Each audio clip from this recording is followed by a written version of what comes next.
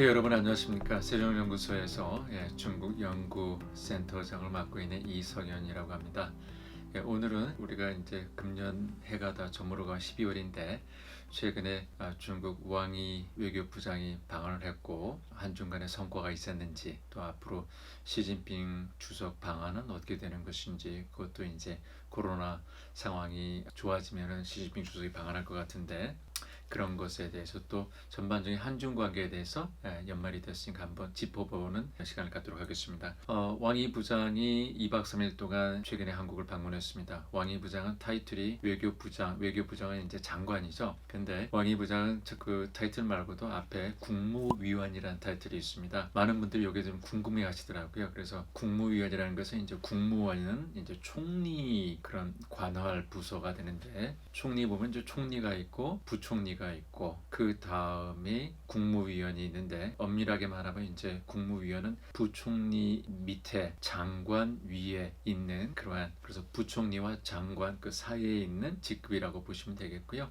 그러면서도 이제 막상 대우는 부총리급의 의전의 대우를 해줍니다. 그렇기 때문에 보통 중국을 잘 아시는 분들은 이제 국무위원은 이제 부총리급이다라고 하시는 말씀이 바로 이런 이유가 되겠습니다. 시진핑 주석 방한도 우리가 좀 많이 준비를 하고 있는데, 그런 만약에 시진핑 주석이 방한하게 되면은 그때 정상회담에서 다뤄질 그런 의제들도 이번에 왕 부장 방한을 통해서 어느 정도 그 윤곽이 드러났다라고 저는 생각하고 있습니다. 중국이 무슨 생각을 하고 있는지 적어도 큰 그림 정도는 우리가 알 수 있겠다라는 생각이 들고요. 그래서 이번 왕 부장의 방안을 중국의 전략적 관점에서 좀 반추해보고, 그리고 앞으로 다가오는 한중 정상회담 또 우리가 미리 사전에 점검해 보는 것도 필요할 것 같습니다. 중국 외교부 문건을 보면은 왕이 외교부장이 방한한 뒤에 모두 6개의 보도문을 실었습니다. 왕이 부장이 이번에 굉장히 풍부한 성과를 거두었다고 했는데, 제가 볼 때는 이 큰 그림을 보자면은 가장 풍부한 성과, 가장 중요한 성과는 중국이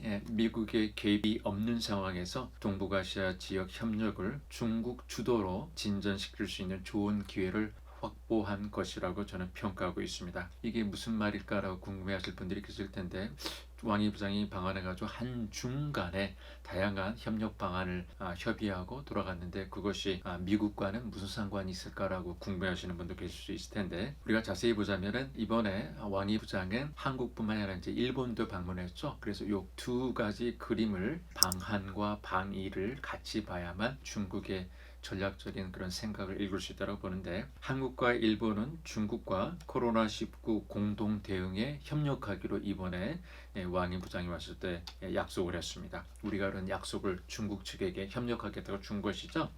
그리고 또 한국은 중국하고 한중 FTA가 체결되는데, 한중 FTA를 좀 더 속도를 높이기 위해서 2단계를 조속히 추진하자라고 그랬고, 한중 FTA뿐만 아니라 이제 우리가 중국 측이 구상하는 것은 이제 한중일 3국의 FTA인데, 그것도 좀 빨리 추진하자. 그리고 이제 또 RCEP이 있죠. RCEP, 영내 포괄적 경제 동반자 협정인데, 이것도 중국이 주도하는 영내 경제 협력 기구인데, 이런 것을 빨리 발효시키자라고 그랬습니다. 그래서 보자면은 왕이 부장은 이번에 방위를 통해 가지고 한중 그리고 한중일 3국의 경제 협력의 필요성을 강조를 했고, 플러스 거기다가 코로나19 방역 협력을 같이 하자라고 그랬고, 한국과 일본이 모두 동의를 했습니다. 그리고 이걸 이제 우리가 큰 그림에서 보자면은 미국과 한국, 미국과 일본 이런 아시아 동맹 관계 자체가 트럼프 행정부 4년 동안 트럼프 행정부 정책에 의해서 많은 도전을 받고 있는 상황에서 미국의 동맹국들인 한국과 일본을 중국 쪽으로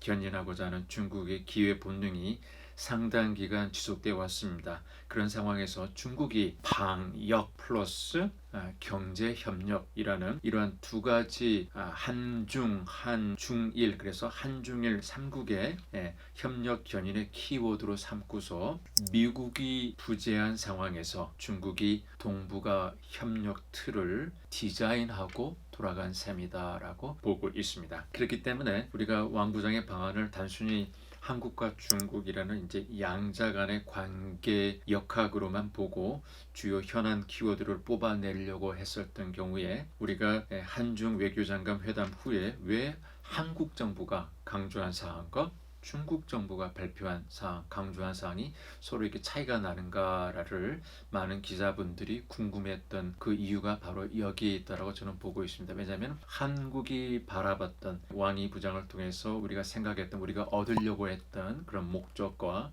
왕이 부장 중국 측에서 이번에 방안을 통해서 얻으려고 했던 그런 전략적인 접근 방법이 서로 상이했기 때문에 서로 강조한 점이 틀렸다고 저는 보고 있는데, 한국 측은 예를 들어서 뭐 한중 관계 미래 발전 위원회 설립 등 다 전반적으로 보면은 이제 한중 관계를 회복하자, 한중 우호를 증진하자 이런 것에 초점을 맞췄지만, 중국은 중국이 구상하는 동북아 전략의 이 큰 그림 안에서 한중일의 좌표를 생각하고 그 안에서 다시 한중 관계를 본 것이라고 보고 있습니다.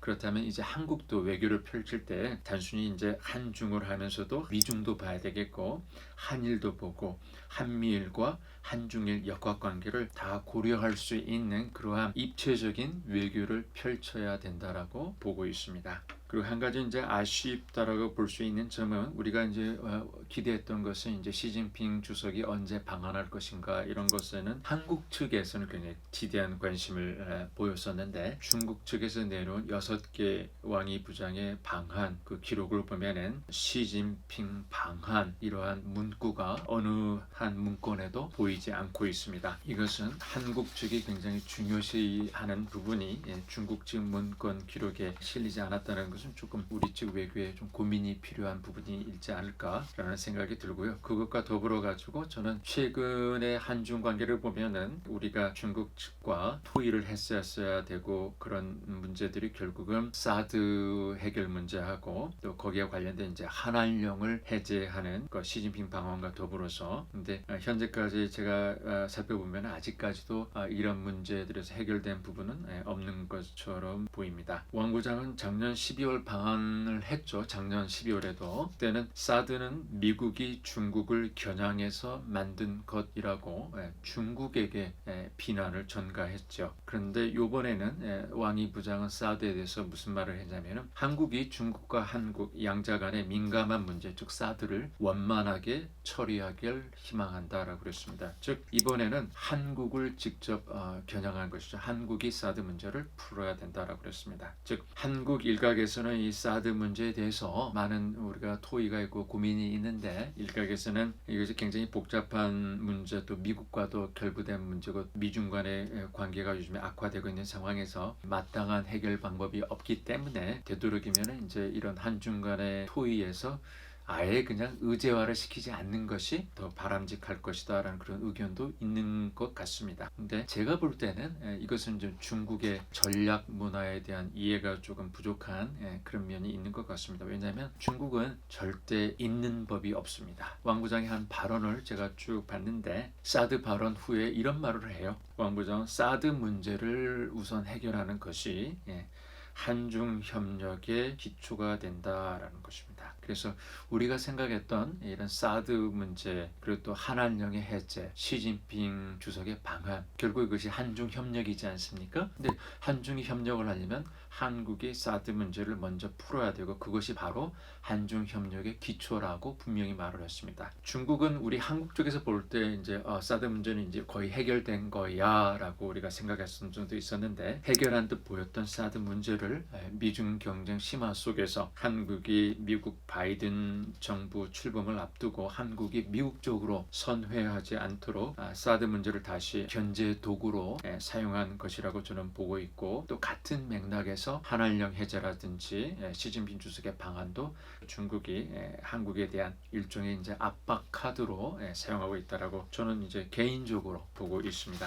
우리는 이제 시진핑 주석의 방안을 원한다고 여러 차례 공개적으로 표명을 했는데, 이런 것이 지난 2018년, 19년, 20년 제가 기록을 쭉 전수조사해 보니까 수차례 시진핑 주석의 방안을 우리가 원하고 또 초청을 하고 그랬더라고요. 그런 것들이 우리 한국 국민들에게는 중국에 대해서 이렇게 매달리는 모습, 중국에 대한 어떤 과공의 태도로 비춰지는 모습은 없었는지, 그런 것도 우리가 한번 점검해 보는 것도 필요하지 않을까 이런 생각도 좀 해봅니다. 오히려 차라리 우리 쪽에서 어차피 이번에 이제 코로나 바이러스 사태가 이제 연말대가 좀 악화되고 있는 상황이니까 시진핑 주석의 방안은 좀 어려울 것 같다라는 그런 공감대가 형성되고 있었지 않습니까? 그럴 경우에는 오히려 우리 쪽에서 먼저 중국 측에다가 코로나 사태가 안정화되지 않았으니까 시진핑 주석의 방안은 나중에 상황이 여건이 허락하는 대로 추진은 하되 지금 너무 서두르지 말고 코로나 사태가 좀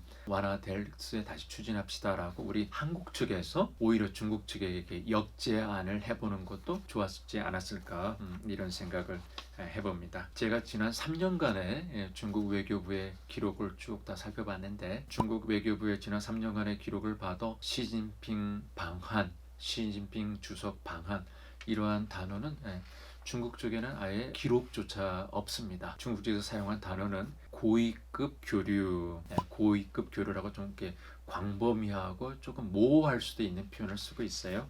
그렇기 때문에 어떻게 보면 이제 중국 측에서는 이제 고위급이라고 그러면 이제 중국 공산당이란 위계 체제 질서에서 공산당 중앙위원회 이상의 관리를 이제 고위급이라고 보통 말하는데 거기에는 204명이 있고 왕이 부장도 거의 공산당 중앙위원회 위원입니다. 그러니까 어떻게 보면 이제 중국 측 입장에서 말한 한중 간의 고위급 교류를 하자라 할 때 중국 입장에서 보면 고위급 교류가 된 셈이기도 합니다.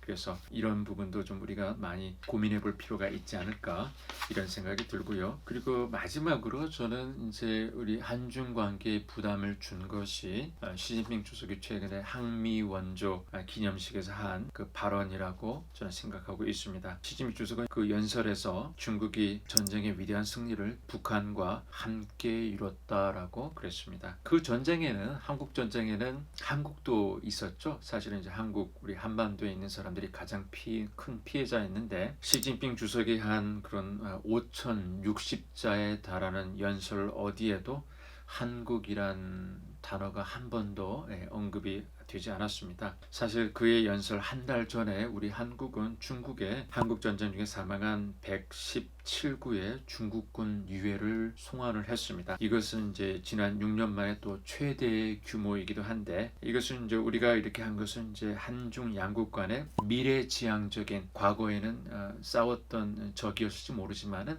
이제 한국과 중국의 친구가 됐고 우리가 이제 미래지향적인 발전을 관계를 추구하는 그런 뜻으로 정부 노력의 일환인데 그런데 시 주석은 이제 한국전쟁 중국의 참전이 정의로운 행동이다라고 10년 전에 했던 말만 반복을 했고 중국의 이웃이고 한국 전쟁의 당사자인 한국에 대한 배려가 부재했다라는 점, 시 주석의 연설에서 한국이 잊혀졌다라는 점, 이것은 조금 고민이 필요한 대목이라고 저는 생각하고 있습니다. 또 이런 것들이 우리 대한민국에 있는 국민들이 중국을 바라보는 그런 호감도에 어느 정도 영향을 주는지 그런 것도 우리가 좀 고민을 해봐야 될 것 같아요. 예를 들면은 최근에 미국 여론조사기관 이제 퓨 리서치 센터가 있죠. 거기서 한국인의 중국에 대한 호감도 조사를 했습니다. 여러분들은 어느 정도 될 거라고 보십니까? 예를 들어서 최근에 이제 우리가 다 알듯이 미국과 중국의 관계가 좀 많이 악화됐지 않습니까? 그래서 최악의 상황이다 그래가지고 미국인의 중국에 대한 호감도가 가장 최악의 상황이고 그것이 지금 73%입니다. 73%의 미국인이 중국에 대해서 호감을 갖지 않는다라는 뜻인데 한국인 중에는 오히려 미국보다도 2%가 높은 75%의 한국인들이 중국에 대해서 호감을 갖지 않는다는 그런 결과가 이번에 나왔습니다. 제가 볼 때는 중국의 고민이 필요한 부분이라고 저는 생각하고 있습니다. 저는 시진핑 주석의 항미 원조 연설에서 제가 말씀드린 대로 시진핑 주석이 딱 한마디만 이렇게 연설 안에 우리 한국과 중국은 과거에 적이었지만은 지금은 친구가 됐고 그래서 우리 한국과 중국이 역사를 교훈 삼아 가지고 미래지향적인 관계를 맺기를 희망합니다라고 이렇게 딱 한마디만 해줬더라도 그는 이제 한국뿐만 아니라 세계에서도 환영을 받았을 거라고 저는 생각하고 있는데 그러한 배려가 좀 부족했지 않는가 이런 생각을 해보고요. 그리고 마지막으로 우리 한국은 중국과 같은 유교 문화권입니다. 중국의 바로 옆에 위치한 이웃 나라인데 또 중국과 같은 아시아의 정체성을 공유하고 있는 나라입니다. 그러한 한국에 대해서 중국의 소프트 파워가 성공할 수 없다면은 문화가 다른 저 멀리 떨어진 서방 국가들에 대한 중국의 소프트 파워 확장성에 대한 의문이 제기될 수 있을 것 같습니다. 시진핑 주석의 방안은 제가 볼 때는 코로나 사태가 완화되면은 있을 거라고 저는 예상하고 있는데, 시진핑 주석의 방안이 정말로 양 국민들의 우호를 재확인할 수 있고 한중 관계가 미래지향적으로 나아갈 수 있는 그런 초석이 되어야 된다. 또 그렇게 우리 한국과 중국의 양 정부가 준비를 해야 된다라고 저는 믿고 있습니다. 고맙습니다, 여러분.